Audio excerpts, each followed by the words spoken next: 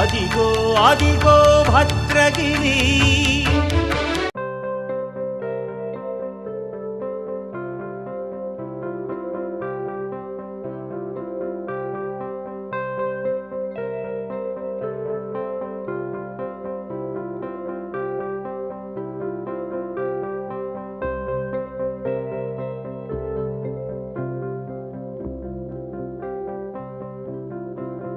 Hello అండి, అందరూ ఎలా ఉన్నారు? మేమైతే చాలా బాగున్నాము.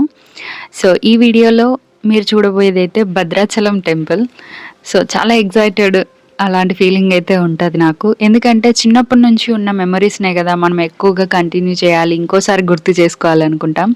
సో ఇండియా వచ్చిన తర్వాత నా టు డూ లిస్ట్లో ఫస్ట్ ప్లేస్లో ఉన్నదైతే భద్రాచలం. ఎందుకంటే చిన్నప్పటి నుండి టూర్స్ అనగానే భద్రాచలమో తిరుపతో వేములవాడో ఇట్లా ఉండేది ఆ జనరేషన్కి. సో అందుకని మళ్ళీ ఒకసారి విజిట్ చేద్దాము అన్నట్టు వెళ్తున్నాము ఫ్యామిలీ అందరం కలిసి. ఇంకా సాధ్య అయితే పుట్టినప్పటి నుంచి ఇది సెకండ్ టైం అనమాట విజిట్ చేయడము. సో ఫస్ట్ టైం విజిట్ చేసినప్పుడు తను జస్ట్ 8 months ఓల్డ్. సో ఎక్కువగా ఏమి గుర్తుండదు అని చెప్పేసి మళ్ళీ ఇప్పుడు ఎలాగో వెళ్ళాలి కంపల్సరీ అనుకున్నాం కాబట్టి అందరం కలిసి స్టార్ట్ అయ్యాము. ఇంకా ఇది ఏంటంటే భద్రాచలం టెంపుల్ గురించి చాలామందికి తెలిసే ఉంటుంది, బట్ ఎన్నిసార్లు వెళ్ళినా ఆ ఫీల్ అనేది ఎప్పుడూ న్యూగానే అనిపిస్తుంది.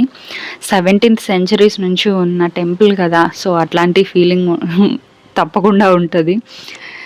సో ఇంకా మేము స్టార్ట్ అవ్వడం అయితే ఎర్లీ మార్నింగే స్టార్ట్ అయ్యాము. జస్ట్ మా ఊరు నుండి ఇక్కడికి 2 hours టైం అనమాట జర్నీ టైము. సో మేము వెంటనే ఎర్లీగానే స్టార్ట్ అయ్యాము కాబట్టి చాలా ఫాస్ట్గా రీచ్ అయ్యాము. ఇంకా ఇది కార్తీక మాసం కాబట్టి గోదావరి నది ఒడ్డున ఇట్లా దీపాలు పెట్టడము, లేదంటే నదిలో దీపాలు వదలడము, ఇట్లాంటి వాటి గురించి మేమైతే అన్నీ ఇంటి దగ్గర నుంచి అన్నీ తీసుకొని వచ్చాము. ఒకవేళ ఎవరైనా దూరం నుంచి వచ్చేవాళ్ళు, అసలు భద్రాచలం ఎలా ఉంటుందో ఏంటో తెలీదు, ఏమేమి దొరుకుతాయి అనుకునే వాళ్ళు ఎవరైనా వీడియో చూస్తున్నట్టయితే ఇక్కడైతే ప్రతి ఒక్క ఐటమ్ కూడా దొరుకుతుంది. జస్ట్ మీరు 1 pair డ్రెస్తో వచ్చినా సరిపోతుంది అనమాట. చాలా ఫెసిలిటీస్ ఉంటాయి ఇక్కడ. సో ఏమీ టెన్షన్ పడాల్సిన అవసరం లేదు. ప్రతి ఒక్క ఐటమ్ పూజకు సంబంధించిన అవ్వచ్చు, గోదావరి దగ్గర చేసే ప్రాసెస్లో ఏవైనా థింగ్స్ అవసరమైనా కూడా అన్నీ దొరుకుతాయి అన్నమాట. సో మేమైతే ఫస్ట్ ఇక్కడ గోదావరి దగ్గరికి వెళ్ళి అక్కడ వాటర్లో దీపాలు వదిలి ఆ తర్వాత టెంపుల్లోకి వెళ్ళాలి అని అయితే అనుకొని వెళ్ళాము. ఇంకా ఈ 17th century కట్టిన ఈ టెంపుల్ కాబట్టి ఇక్కడ ఏంటి అంటే చాలామంది రామాయణంలో కానీ ఇట్లా వీటిల్లో వింటూ ఉన్న స్టోరీ ఏంటి అంటే సీతారాములు అరణ్యవాసం వెళ్ళినప్పుడు అసలు ఎక్కడున్నారు ఏంటి అనేది ఒక డౌట్ ఉంటుంది కదా. అరణ్యవాసంకి ఇక్కడికే వచ్చారు, ఈ భద్రాచలంకే. సో పక్కనే పర్ణశాల అనే ఒక ప్లేస్ కూడా ఉంటుంది, జస్ట్ ఒక 35 to 40 kilometers డిస్టెన్స్లో ఉంటుంది అనమాట. సో రావణుడు సీతాదేవిని అపహరించిన ప్లేస్ అనమాట. ఆ గుర్తులు ఆనవాళ్ళు అన్నీ ఉంటాయి ఆ పర్ణశాలలో. మేము ఎవ్రీ టైం విజిట్ చేస్తూనే ఉన్నాం కాబట్టి ఈసారి ఇంకా అక్కడికి వెళ్ళలేదు, జస్ట్ టెంపుల్ వరకు వెళ్ళి రిటర్న్ అయ్యామన్నమాట. కానీ చాలా బాగుంటుంది పర్ణశాల కూడా. అక్కడ అంటే అక్కడ ఒక స్టోరీ టెల్లింగ్ అనేది బొమ్మల ద్వారానే చెప్తూ ఉంటారు. ఆ బొమ్మలు చూస్తూ ఉంటే మనకు ఆ స్టోరీ మొత్తం కూడా అర్థమవుతుంది. సో అట్లాంటి ప్లేస్ అనమాట. అక్కడ భద్రుడు అనే ముని ఈ భద్రాచలాన్ని అంటే రాముడు ఇక్కడ వెలవాలి అని చెప్పేసి ఆయన తపస్సు చేసి ఇక్కడ ఉండేలా చేశాడనమాట. ఆ తర్వాత రామదాసు ఈ టెంపుల్ని కట్టించడము, ఆయన శిక్షలు పడడం, ఇదంతా స్టోరీ అందరికీ తెలిసే ఉంటుంది. సో అట్లా అయినటువంటి టెంపుల్ అనమాట ఇది. ఈ టెంపుల్ కూడా ఏంటంటే చాలా కూల్గా ఉంటుంది. ఇప్పుడు మేము ఉన్న ఈ నది ఒడ్డున చాలా వేడి ఉంటుంది, ఎండ కానీ ఇదంతా కూడా. కానీ వన్స్ టెంపుల్లోకి ఎంటర్ అయ్యామంటే మామూలుగా ఉండదు, చల్లగా. అసలు ఆ బండలు అదంతా కూడా చాలా చల్లగా ఉంటుంది అనమాట. ఇంకా గుడి లోపల అమ్మవారు స్వాముల వారు వేసుకున్న నగలు, వాటి ఆనవాళ్ళు, అంటే అప్పట్లో ఎలాంటి నగలు వేసుకునే వాళ్ళు, ఇవన్నీ కూడా ఉంటాయి అన్నమాట. ఇంకా చాలామంది దేవుళ్ళ విగ్రహాలు కూడా ఉంటాయి, హనుమాన్ టెంపుల్ అవన్నీ కూడా ఉంటాయి. మేము స్పెషల్గా ఫీల్ అయింది ఏంటి అంటే లోపల అంతరాలయ దర్శనం చేసుకున్నాము. అంటే గర్భగుడి లోపలికి వెళ్ళి అర్చన చేయించారనమాట. సో దానికి ఇలాంటి అదృష్టం మాకు కలిగినందుకు అర్చకులందరికీ కూడా చాలా చాలా పెద్ద థ్యాంక్ యూ చెప్తున్నాను, మాకు అవకాశం ఇచ్చినందుకు. సో లోపలికి వెళ్ళడమే చాలా అదృష్టం నిజంగా. ఆ గడప దాటడమే. లోపలికి వెళ్ళగానే అక్కడ మెయిన్‌గా నాకు మైండ్‌లో ఇంకా గుర్తున్న ఇదేంటంటే, అక్కడ మామిడి తోరణం. అది ఎలా ఉంటదంటే, మామిడి కాయలతో సహా కలిపి చాలా ఇట్లా ఒత్తుగా ఉంటదనమాట. అది నేనక్కడ షూట్ చేయలేకపోయాను. ఎందుకంటే, అక్కడ మనకి ఎవ్వరికీ గూడా అలో ఉండదు. ఎవ్వరొచ్చినా గూడా, ఎలాంటి వాళ్ళొచ్చినా గూడా అసలు అలో చెయ్యరు కెమెరా అనేది. జస్ట్ గుడి లోపల వరకు ఉంటది. ఇంకా గర్భగుడిలోకి కూడా అందరూ ఎంట్రీ అవ్వలేరు. బట్ అట్లా వెళ్ళినందుకైతే చాలా చాలా అదృష్టంలాగా ఫీల్ అవుతున్నాను నేను. మా ఫ్యామిలీ అందరిని తీసుకెళ్ళడం, అత్తని, అమ్మ, నాన్నని, సాధ్యని మేమందరం కలిసి వెళ్ళడం అయితే చాలా అదృష్టంగా ఫీల్ అవుతున్నాం మేము. సో ఇట్లాంటి ఆపర్చునిటీ ఎప్పుడు ఒక్కసారే కానీ వస్తుందన్నమాట. సో అదంతా కూడా చాలా బాగుంది. ఇంకా లోపల కూడా చాలా ప్లెజెంట్‌గా ఉంటదనమాట. సో అదంతా కూడా మీకు ఇక్కడ ఎందుకు చెప్తున్నానంటే, సో లోపల ఆ వీడియో అనేది తీయలేకపోయాను కాబట్టి నా ఎక్స్‌పీరియన్స్‌ని ఇక్కడ షేర్ చేస్తున్నాను నేను. సో మేమింకా ఇక్కడ దీపాలు వెలిగించడము అన్నీ, కార్తీక మాసానికి సంబంధించిన పూజలన్నీ కూడా మేము ఇక్కడ గోదావరి నది తీరంలోనే చేసుకున్నామన్నమాట. ఈ నదిలో దీపాలు వదిలే కాన్సెప్ట్ కూడా నాకు చాలా బాగా నచ్చుతుంది. అంటే దాంట్లో ఏదో కోరికలు తీరుతాయి అనే విషయాన్ని పక్కన పెడితే, అట్లా దీపాలు వెలిగించడము, నీళ్ళలో వదలడము, ఇదంతా కూడా మనకు ఒక సాటిస్ఫాక్షన్ ఇస్తుంది అనమాట. మైండ్ని పీస్ఫుల్గా ఉంచేటట్టు అట్లా చేస్తుంది. సో సాధ్య కూడా చాలా థింగ్స్ నేర్చుకుంటుంది. మనం ఇలా చేస్తేనే నెక్స్ట్ జనరేషన్కి తెలుస్తుంది అనే ఫీలింగ్తో అయితే ఇంకా ఇట్లాంటివన్నీ చేస్తూ ఉంటాను నేను. సాధ్యం ముందు చాలా వరకు ఇట్లాంటి డివోషనల్ థింగ్స్ తను నేర్చుకోవాలి అనేది నాకు అనిపిస్తుంది. అందుకే తను అన్నీ చేయాలంటే ఫస్ట్ నేను కూడా చేయాలి కాబట్టి తనకని నేర్పిస్తూ ఉంటాను. ఇంకా నాకు తెలియనివి కూడా పెద్దవాళ్ళని అడిగి తెలుసుకొని మరీ సాధ్యకి నేర్పిస్తూ ఉంటాను. ఇంకా చిన్నప్పటి నుంచి కూడా మనకి కొన్ని డ్రీమ్స్ ఉంటాయి కదా, టూర్స్ అట్లా ఇట్లా అని చెప్పేసి.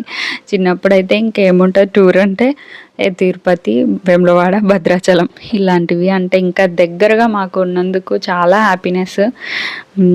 అంటే మాకు ఇంత దగ్గరగా ఉంది, ఒక పెద్ద హిస్టరీ ఉన్న టెంపుల్ నియర్ బై మేము ఉన్నాము అనే ఫీలింగ్ కూడా చాలా బాగుంటుంది. అంటే అమెరికా వెళ్ళినా, ఏ కంట్రీకి వెళ్ళినా మన హోమ్ అనే ఫీలింగ్ అది డిఫరెంట్గా ఉంటుంది. ఎవరైనా అక్కడ భద్రాచలం గురించి మాట్లాడినా, లేదంటే ఇంకే టెంపుల్ అంటే మనకి దగ్గరగా ఉన్న మల్లూరు టెంపుల్ గురించి అట్లా మాట్లాడినా కూడా ఎగ్జైట్మెంట్ అనమాట. అది నాకు తెలుసు, మాకు దగ్గరే, అది మా హోమే అన్నట్టు ఫీలింగ్ ఉంటుంది. సో అలా అనిపించే ప్లేస్ భద్రాచలం. సో అక్కడికి వెళ్ళిన తర్వాత ఇంకా గోదావరిలో దీపాలు వదలడం అన్నీ అయిపోయిన తర్వాత ఇంకా మళ్ళీ స్టెప్స్ ఉంటాయన్నమాట రిటర్న్. సో ఆ స్టెప్స్ ఎక్కి దిగిన తర్వాత మళ్ళీ రిటర్న్లో టెంపుల్లోకి ఎంట్రీ ఉంటుంది. ఇంకా అక్కడ బొట్లు అవన్నీ కూడా పెట్టించుకొని సీతారాముని నామాలు అవి కూడా పెట్టించుకున్నాము. సాధ్య కూడా మనం ఏది చెప్పినా భలే వింటూ ఉంటుంది సమ్ టైమ్స్. తను అంటే ఎప్పుడూ వింటూనే ఉంటుంది.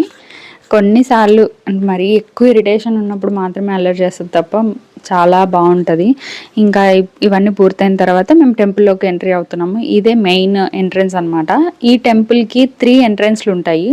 ఒకటి ఫ్రంట్ సైడ్, ఒకటి లెఫ్ట్ సైడ్ అండ్ ఒకటి రైట్ సైడ్. సో ఎటు నుండి అయినా కూడా టెంపుల్ లోపలికి అయితే ఎంట్రీ అవ్వచ్చు.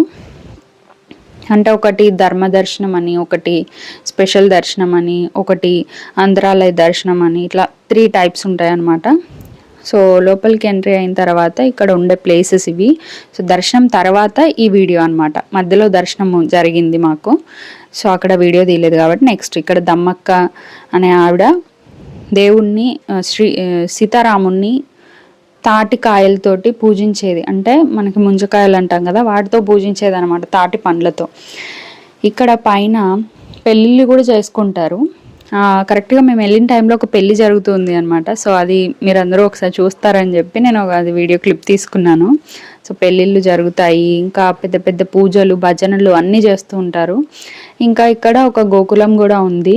అంటే గోవులన్నిటినీ కలిపి ఒక ప్లేస్లో ఉంచుతారనమాట. అంటే భక్తులందరూ ఎవరైనా సేవ చేసుకునే వాళ్ళు చేసుకోవచ్చు, లేదంటే దానం ఇచ్చేవాళ్ళు, ఆవుని దానం ఇస్తే మంచిది అంటారు కదా, సో అట్లా దానం ఇచ్చి దేవాలయాలకి దానం ఇచ్చే వాళ్ళు ఇస్తారు.